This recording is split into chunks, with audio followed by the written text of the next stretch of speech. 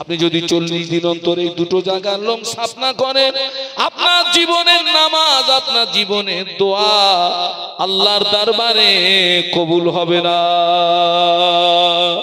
আমার ভাইরা, আপনার বগলের চুল যদি না কাটেন, মানুষ মারা যাওয়ার পরে গিরোই গিরোই গিরোই গিরোই কপুর লাগা।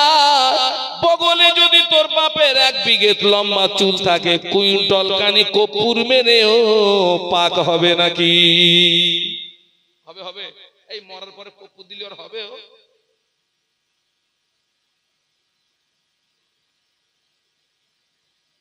আল্লাহ আমাদেরকে হেদায়েত দান করুন, আল্লাহুম্মা। আল্লাহর নবী কি বললেন আহলে বায়াতদেরকে? আলী কিয়ামতের ময়দানে নবীর জামাই হিসাবে বিচার হবে না, বিচার হবে তোমার আমলের উপরে। অথচ ওই আলী সম্পর্কে রাসূল বলেছেন, আনা মাদিনাতুল ইলম ওয়া আলীহুম বাবুহা।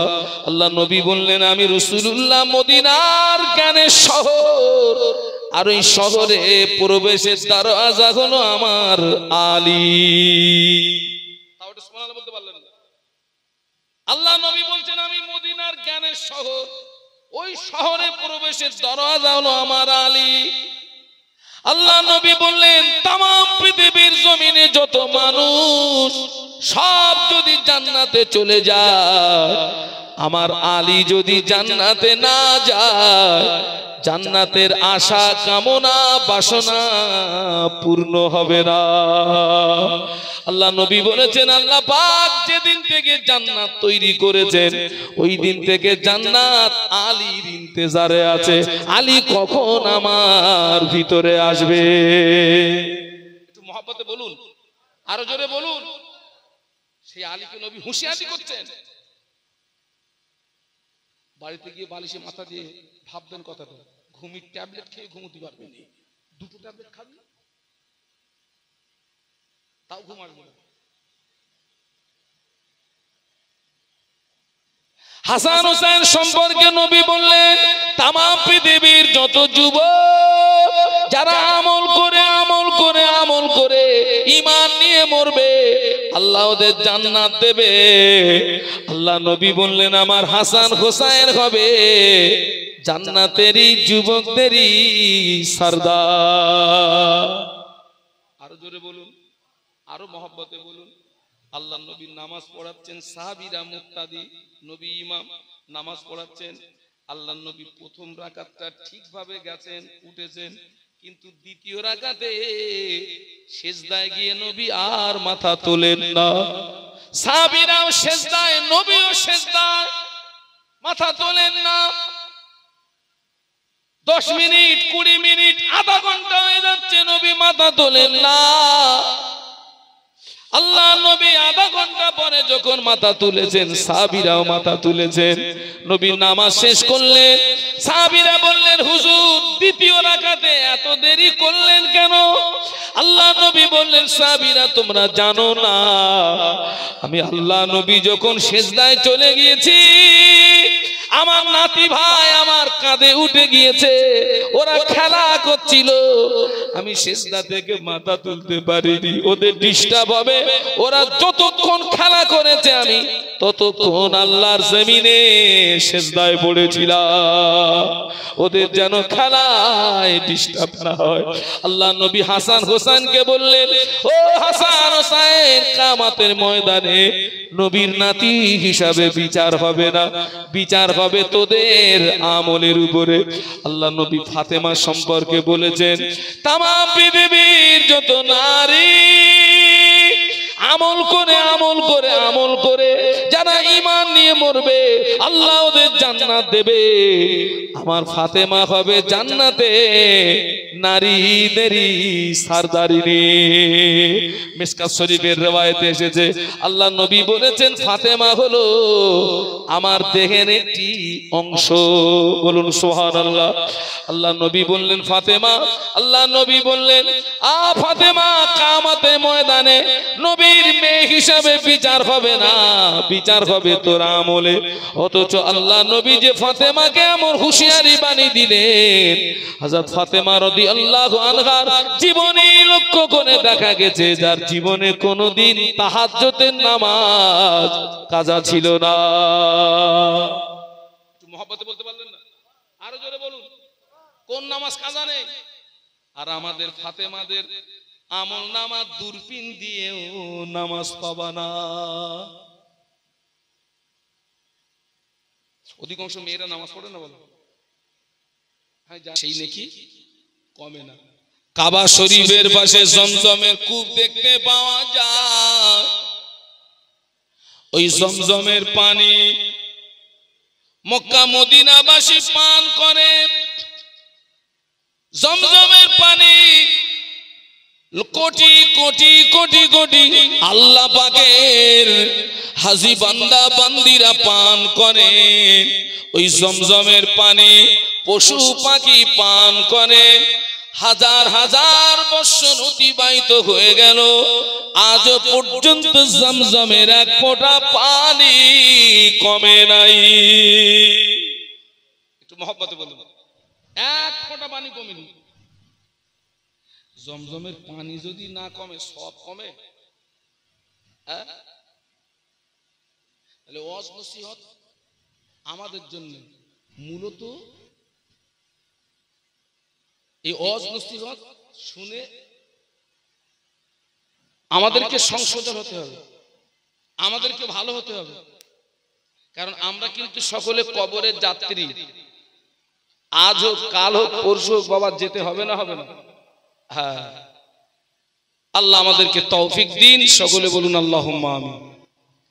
আমি কোরআন শরীফের ছোট্ট একটি সূরার কিছু অংশ তেলাওয়াত করেছি। ওয়াল আসরি ইন্নাল ইনসানা লাফি খুসরিন ইল্লাল্লাযীনা আমানু ওয়া আমিলুস সলিহাত। বাবা, ওই যে ভাই সামনেটায় আসুন আপনি। আচ্ছা, চেয়ার নিয়েই আসুন, এখানে আসুন। কারণ আপনি তো একেবারে তো বক্সের সামনে আছেন, ওই আপনার লাগছে। আসেন একবার দরুদ শরীফ। আল্লাহুম্মা, খোকা জোর কম দিলে আমি কিন্তু বলতে পারবো না। এই জায়গাটা আসুন। ওয়া আলা আলি সাইয়্যিদিনা।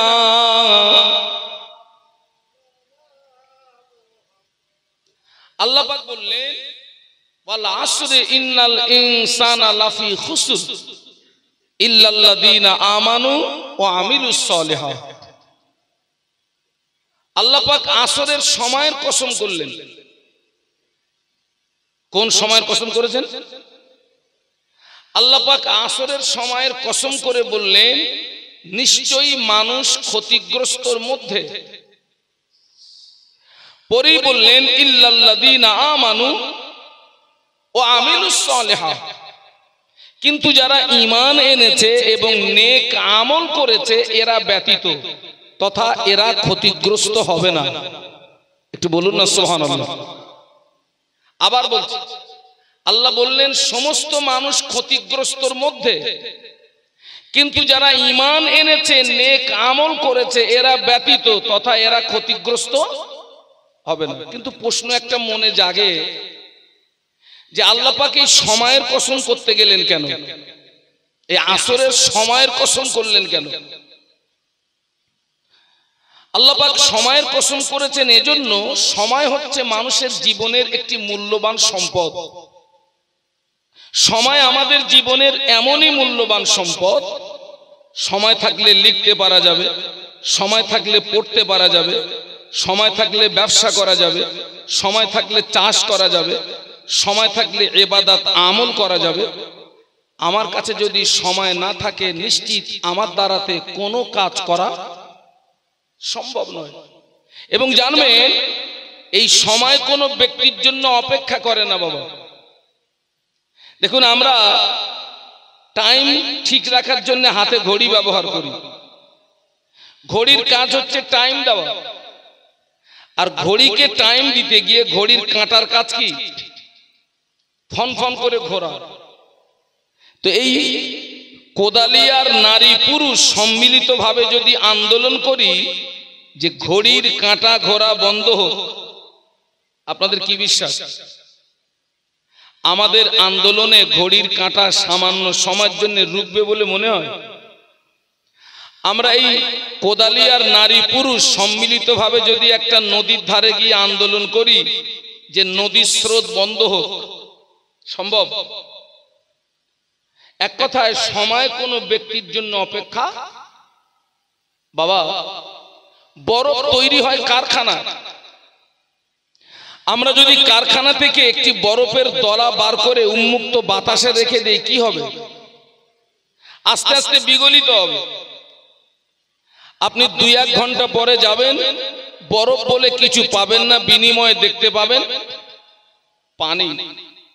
বরফ যেমন কারখানা থেকে বার করে উন্মুক্ত বাতাসে রাখলে বরফ যেমন বিগলিত হয়, বরফ যেমন গলে যায়, তাম পৃথিবীর জমিনে যত মানুষ, সে যে ধর্মেরই হোক, অমুসলিম হোক, খ্রিস্টান হোক, বৌদ্ধ হোক, নাসারা হোক, আমরা সবাই কিন্তু একটা টাইমে একই জায়গাতে ছিলাম। জায়গাটার নাম বলতে পারেন? ওই জায়গাটার নাম হচ্ছে আলামে আরওয়াহ তথা রুহের জগৎ। আমরা সবাই ছিলাম কোথায় ছিলাম? রুহের জগতে। একজন অমুসলিম মহিলার গর্ভ থেকে যে বাচ্চা ভূমিষ্ঠ হয়, সে কিন্তু অমুসলিম হয়েই জন্মগ্রহণ করে না। আল্লাহ রসুল বলেছেন, কুল্লু মাউলুদিন ইউলাদু আলাল ফিতরাতি, অর্থাৎ প্রতিটি নবজাতক শিশু সে তার প্রাকৃতিক ধর্ম ইসলামের উপরে জন্মগ্রহণ করে। একটু বলুন সুবহানাল্লাহ। ওই সন্তানটা বড় হওয়ার পরে তার পিতামাতা তাকে যে রাস্তা দেখায় সে ওই রাস্তা অবলম্বন করে। তো এক কথায় যত ধর্মের মানুষ আমরা সবাই ছিলাম রুহের জগতে। জগৎ কিন্তু একটি নয়। আল্লাহ পাক সূরা ফাতিহার ভিতরে বললেন, আলহামদুলিল্লাহি রাব্বিল আলামিন। একটু বলুন আল্লাহু আকবার। আলহামদুলিল্লাহি রাব্বিল আলামিন। আলামিন হচ্ছে বহু বচন, আলম হচ্ছে এক বচন। 1 নাম্বার জগৎ হলো রুহের জগৎ, 2 নাম্বার জগৎ হলো মায়ের পেট, 3 নাম্বার জগৎ হলো দুনিয়া, 4র্থ নাম্বার জগৎ হলো কবর। কবর শেষ জগৎ নয়, মাটির নিচে রয়েছে অসংখ্য জগৎ। একটু বলুন আল্লাহু আকবার। 1 নাম্বার জগৎ বলুন রুহের জগৎ, নাম্বার 2 মায়ের পেট, নাম্বার 3 দুনিয়া, নাম্বার 4 কবর শেষ জগৎ নয়। আল্লাহ পাক আমাদেরকে রুহের জগৎ থেকে মায়ের পেটে আনলেন। মায়ের পেটে থাকাকালীন এই দুনিয়ার জগতে কতদিন থাকবো ওই সময় সীমাটা আল্লাহ বেঁধে দিয়েছেন মায়ের পেটে থাকাকালীন। এই দুনিয়ার জগতে আমি আপনি কতদিন থাকবো সেই সময় সীমাটা বেঁধে দিয়েছেন যখন মায়ের পেটে ছিলাম। আপনাদেরকে বোঝানোর জন্য বলছি, মনে করুন আল্লাহ সময় বেঁধে দিয়েছেন 60 বছর। আমাদের ভূমিষ্ঠ হওয়ার 3 দিন আগে এক শ্রেণীর ফেরেশতা, ওই ফেরেশতাদের নাম হলো মালাকুল আরহাম, ওই ফেরেশতা মায়ের রেহেমের ভিতরে প্রবেশ করে আমাদের সম্বোধন করে বলেছিলেন, ও আল্লাহর বান্দা, তোমাকে 3 দিন পরে দুনিয়া নামক একটি জগতে পাঠানো হবে, এ ব্যাপারে তোমার মতামত কি বলো? আমরা বলেছিলাম, না না ও আল্লাহর মালাইকারা, আমরা দুনিয়া নামক জগতে যেতে চাই না, এই জগৎ তথা মায়ের গর্ভ নামক জগতে থাকতে চাই। আল্লাহর ফেরেশতারা বলেছিলেন, না, 3 দিন অতিবাহিত হলে এ জগৎ তোমাকে ছেড়ে দিতে হবেই হবে। 3 দিন অতিবাহিত হলো, মায়ের প্রসবের যন্ত্রণা শুরু হলো। মা আমাদের প্রসব করলেন। আমরা পৃথিবীর জমিনে এসেছি বাবাজি, বরফ যেমন কারখানা থেকে বার করে উন্মুক্ত বাতাসে রাখলে বরফ যেমন বিগলিত হয়, আমরা যেদিন মায়ের গর্ভ নামক কারখানা থেকে বেরিয়ে এই দুনিয়া নামক উন্মুক্ত বাতাসে এসেছি, ঠিক ওই দিন থেকে আমাদের নির্দিষ্ট নির্ধারিত সময় থেকে সময়গুলো সব বরফের মতো। বলুন, অনেককে বলেছি সারা জীবন তো অশ্বলি একটু নামাজ পড়তে, বলতেছে হুজুর এখন আমাদের উঠতি বয়স। আচ্ছা, এই পর্যন্ত যা শুনিয়েছি বয়স ওঠে না কমে? আবার অনেকে বলতেছে হুজুর এখন আমাদের তো বিয়ে শাদী হয়নি। তার মানে ও এইরকম একটা ধারণা রয়েছে ও বিয়ে করে নামাজ পড়ে আল্লাহর ওলি হয়ে মরবে।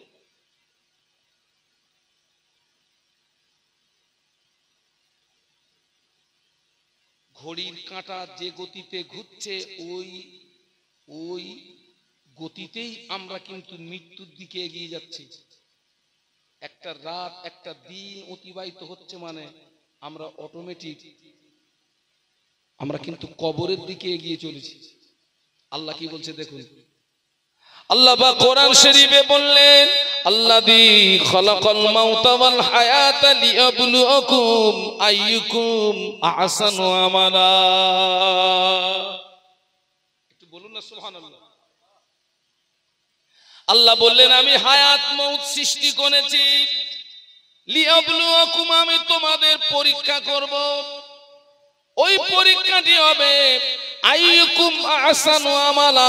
আমি আল্লাহ পাক ওই হায়াত মউতের মাঝখানে তোকে যে সময় দিয়েছি বান্দা 60 বছর, ওই 60 বছরের ভিতরে আমার কোন বান্দাকে কতটা আমালে সলে করতে পারে, নেক আমল করতে পারে, ওটাকে পরীক্ষা করার জন্য আমি আল্লাহ পাক হায়াত মউত সৃষ্টি করেছি। একটু মহব্বতে বলুন, মহব্বতে বলুন। আল্লাহ হায়াত মউত সৃষ্টি করেছে, আমাদেরকে কি করবেন? পরীক্ষা করবেন। ওই হায়াত মউতের মাঝখানে যে সময় দিয়েছি বান্দা, এই সময়ের ভিতরে কে কতটা নেক আমল করতে পারে। কি আমল করতে পারে? আল্লাহ কিন্তু কোরআনে বলেননি যে আকসারু আমালা, কে কত বেশি আমল করতে পারে। আল্লাহ বলেছেন আহসানু আমালা, কে কত ভালো আমল করতে পারে। আল্লাহ এটা পরীক্ষা করবেন। আমরা যে ক্যাটাগরির মুসলমান বাবাজি, নিজের বিচার নিজে করা যায় না, যায় না। কথা বলবো, আরে নিজের বিচার নিজে করা যায় না। আমি ভালো না খারাপ কাউকে জিজ্ঞাসা করার প্রয়োজন নাই। এক জায়গায় জিজ্ঞাসা করলে 1 সেকেন্ডের ভিতরে জবাব পাওয়া যায়। কোন জায়গায় জিজ্ঞাসা করলে? বিবেক। আমি যদি বিবেককে বলি হ্যাঁ রে আমি কি মানুষের বাচ্চা না অমানুষের বাচ্চা, ওই 1 সেকেন্ডের সময় নেবে না, দেনান দেওয়ার উত্তর। আমরা যে ক্যাটাগরির মুসলমান, আমাদের জীবন নামক গাড়িটাকে নিয়ে যদি সমীক্ষা করি বাবা, প্রতিদিন আমাদের দ্বারাই নেকি বেশি কামাই হয় না গোনা বেশি কামাই হয়? তাও কথা বলেন কোনটা? তাও যেন ইতস্তিত বোধ করতেছেন বলে মনে হয়। আমরা যে ক্যাটাগরির মুসলমান, আমাদের দ্বারায় প্রতিদিন নেকির তুলনায় গোনা বেশি কামাই হয়। আর খুব কম শ্রেণীর মানুষ আছে যাদের গোনা কম নেকি বেশি। তবে এই মানুষের সংখ্যা খুবই সীমিত। আপনাদের বোঝানোর জন্য বলছি, আমরা যদি প্রতিদিন নেকি অর্জন করি 100 গ্রাম, গোনা কামাই করি 150 গ্রাম। তার মানে প্রতিদিনের হিসাবে গোনা বেশি কতটা করে? 50 গ্রাম। এই গতিতেই জীবন নামক গাড়িটি চলছে। নেকি কম গোনা বেশি। ছোটবেলার কথা মনে করেন, আমরা 10 পয়সা 20 পয়সা করে জমাতাম ঘটে। যেদিন দিচ্ছি সেদিন 10 পয়সা 20 পয়সা, আর বছরের শেষে যেদিন ভাঙতাম ওদিন 10 পয়সা 20 পয়সা থাকতো না, মোটা অঙ্কের একটা টাকা হয়ে যেত। ঠিক না ভুল? ও আমার ভাইরা, এই গতিতেই জীবন নামক গাড়ি চলছে, চলতে চলতে আমার হায়াত শেষ। হায়াত যেদিন শেষ হবে অটোমেটিক নিঃশ্বাস বন্ধ হয়ে যাবে। অনেক মুমূর্ষ ব্যক্তি দেখবেন গলার কাছে ঘড় ঘড় করে আওয়াজ হচ্ছে, জবান বন্ধ হয়ে গিয়েছে। ছেলে আব্বার গালে পানি দেয়, মেয়ে আব্বার গালে পানি দেয়, বৌমা শ্বশুরের গালে পানি দেয়, কিন্তু দেখা যায় পানি গালের ভিতরে, কিন্তু পানি ভিতরে যায় না। আপনারা দেখেছেন না? দেখেন এরকম পানি গালে কিন্তু ভিতরে যাচ্ছে না, গালের কিনারা দিয়ে বেরিয়ে যাচ্ছে। আচ্ছা ভাই, পানি ভিতরে যাচ্ছে না কেন?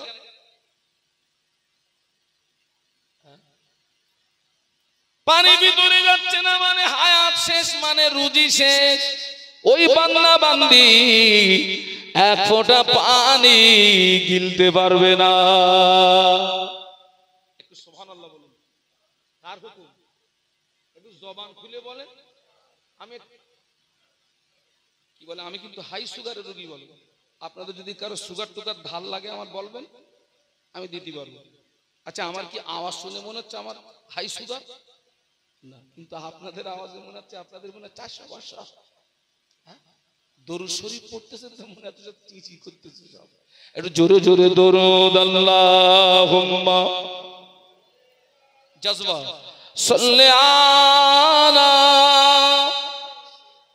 হ্যাঁ, ওয়া আলা আলি। মাশাআল্লাহ। গোলামে मोहम्मद को मैं क्या डर है मुझको, गुलामे में उनकी गुजारा करूंगा। अजल से पड़ा हूँ मैं कदमों में उनकी, जुदाई न हरगिज़ गवारा करूंगा। अल्लाहुम्मा। माशाअल्लाह।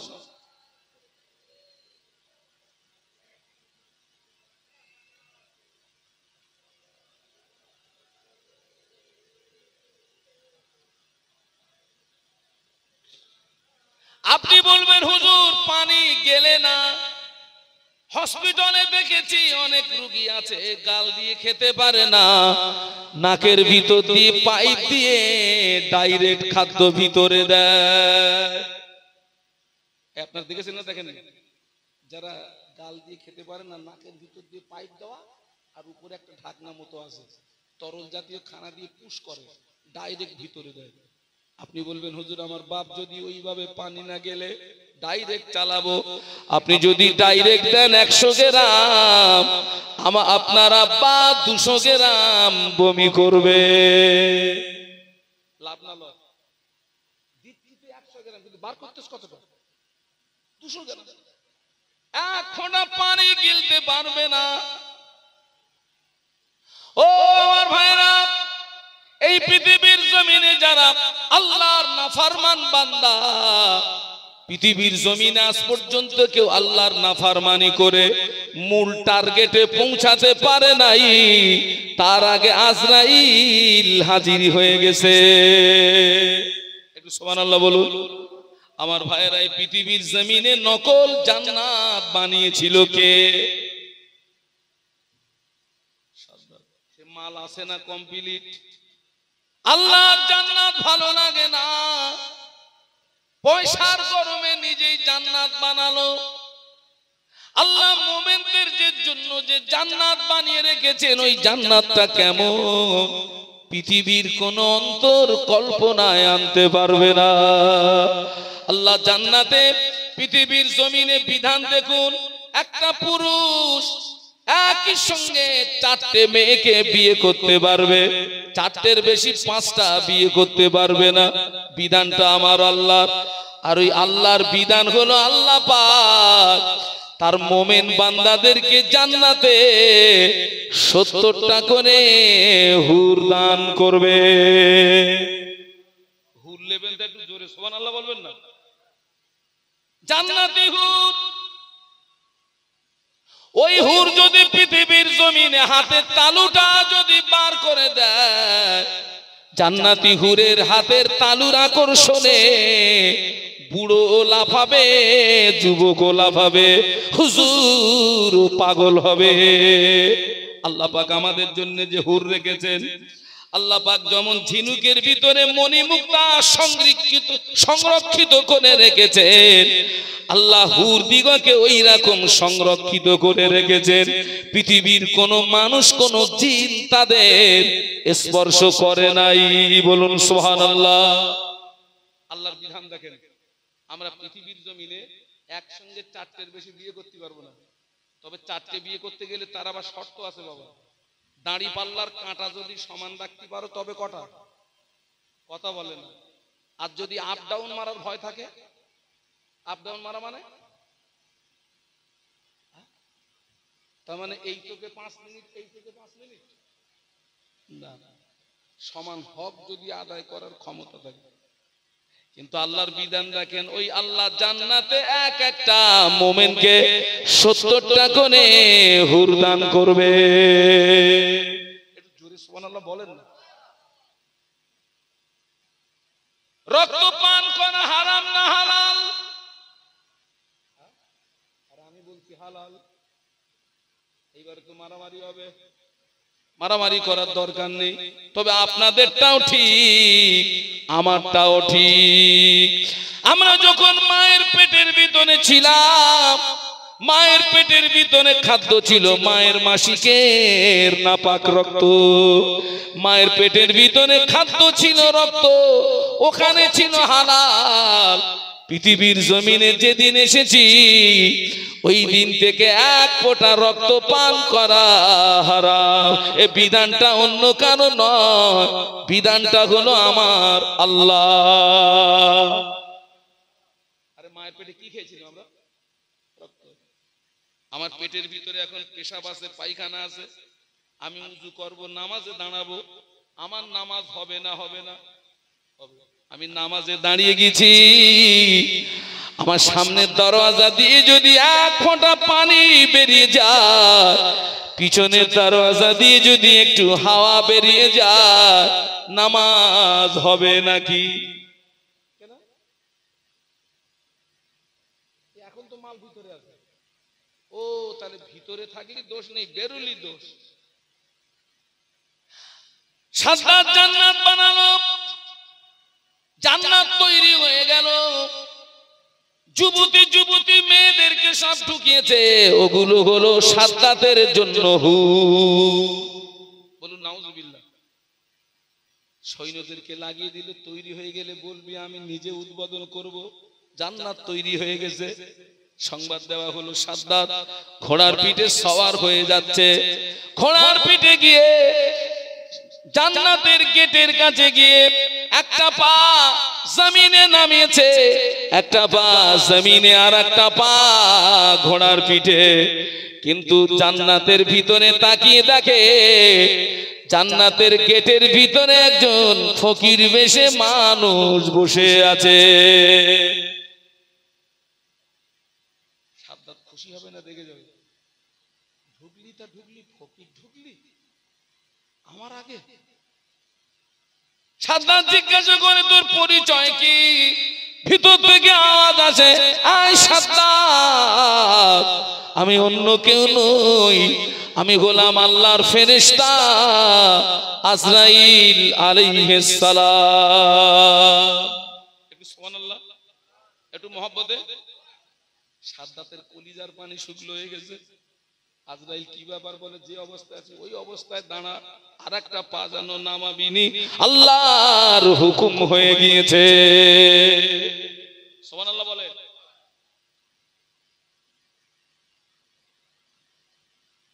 আচ্ছা, আপনারা কি শুনতে পেয়েছেন উনি কি বলেছেন? তাহলে আমি আর বলবো না। উনি কি বলেছেন? আপনারা আমার আগে আসেন, একটু আগে আসেন, আগে আসেন, যতটা আসার মতন। আর এখন তো শীতের সময় টানাটানি করা আপনাদের কষ্ট, আর একটুখানি আসেন, আর একটুখানি আসেন, আর একটু কলেমার জিকির লা ইলাহা ইল্লাল্লাহ। আপনারা চাঙ্গা হলে আল্লাহ চাইলে আমি কিন্তু ফুল চাঙ্গা হয়ে যাবো একদম। লা ইলাহা ইল্লাল্লাহ। জবান খুলে, জবান খুলে। এই ছেলেরা ফাঁকি মারিস। মুহাম্মাদুর রাসূলুল্লাহ বলো লা ইলাহা ইল্লাল্লাহ। মাশাআল্লাহ।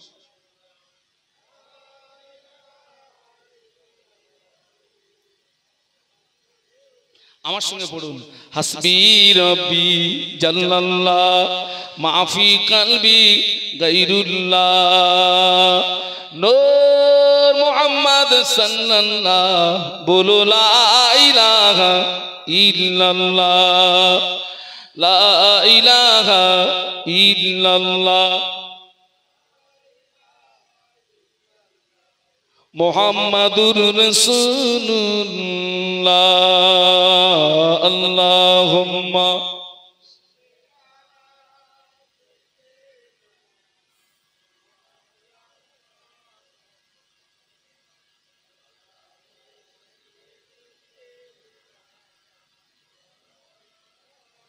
একটু বলুন আল্লাহু আকবার। আর একটু জবান খুলে বলুন। আল্লাহকে ডাকলে আল্লাহ খুশি হয় না, রেগে যায়। আল্লাহ কোরআনে বলেছেন উদউনি আস্তাজিব লাকুম, বান্দা তুই আমাকে ডাক, আমি আল্লাহ তোর ডাকে সাড়া দিয়ে থাকি। একটু বলুন সুবহানাল্লাহ। সাদ্দাত খুব অনুনয় বিনয় করেছিল, প্লিজ একটু, আমি শুধু আমার স্বপ্নের জান্নাতের ভিতরে একটু কি